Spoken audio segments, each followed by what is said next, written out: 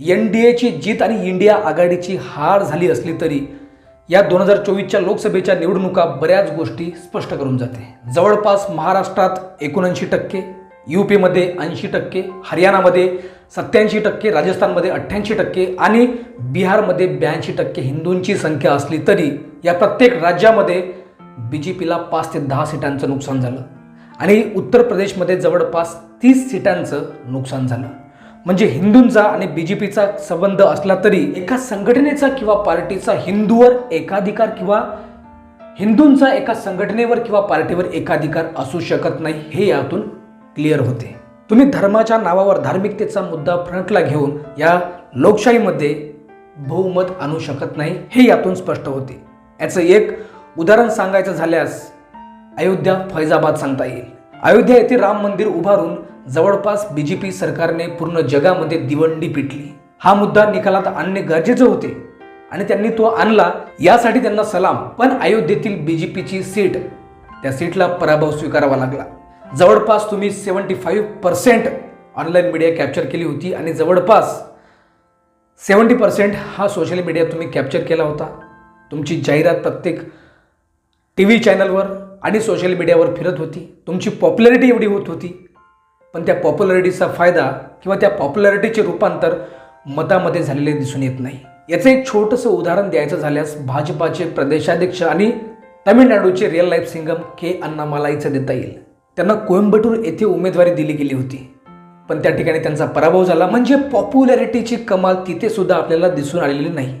तसंच ओव्हर कॉन्फिडन्समध्ये गेलेल्या स्मृती इराणीचं उदाहरण आपल्याला देता येईल। स्टंटबाजीचं उदाहरण द्यायचं झाल्यास नवनीत राणा यांचं देता येईल। ज्या बाईला हनुमानाचं नाव आधीचं माहीत नाही, त्या बाईने हनुमान चालीसा हा मुद्दा किती उचलून धरला आणि किती मोठी स्टंटबाजी केली। निवडणुकीच्या तोंडावर 15 सेकंदाची स्टंटबाजी केली।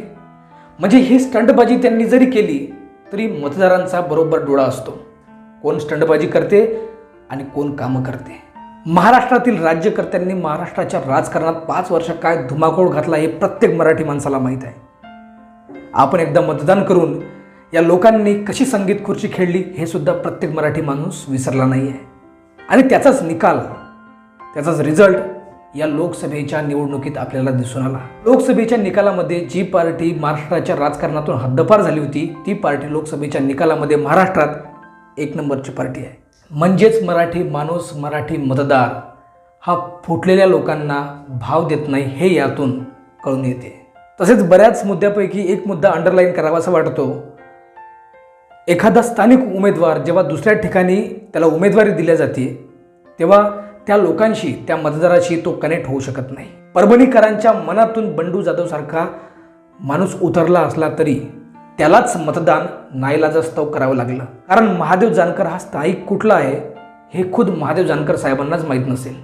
तसेच हिंगोलीच्या नेत्या राजश्रीताई यांना यवतमाळ वाशिममध्ये उमेदवारी दिली गेली आणि त्या ठिकाणी सुद्धा रिझल्ट आपल्याला संजय देशमुखांच्या बाजूला लागलेला दिसला।